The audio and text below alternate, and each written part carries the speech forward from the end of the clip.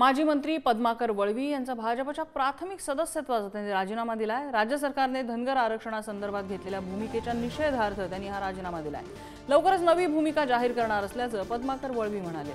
आदिवासी समाजाच्या आमदार खासदारांच्या आंदोलनानंतर सरकारने कुठलीही घोषणा न केल्याने सरकार आदिवासी विरोधी भूमिका घेत असल्याचा पद्माकर वळवींचा आरोप आहे।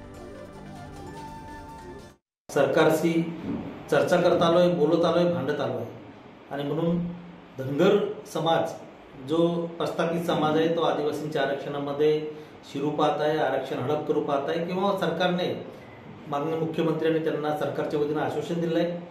त्या घटनेचा निषेध म्हणून मी माझ्या पदाचा भाजप पक्षाच्या सदस्यत्वाचा राजीनामा देत आहे आणि जे यापुढे माझी जी भूमिका राहील ती संपूर्णपणे आदिवासींच्या बाजूची, नंदुरबार जिल्ह्यातल्या जनतेच्या प्रश्नांसाठी, महाराष्ट्रातल्या लोकांच्या प्रश्नांसाठी मी नवीन भूमिका, नवीन पक्ष किंवा नवीन जो विचार, राजकीय विचार घेईल तेव्हा मी स्वतंत्र जाहीर करेल।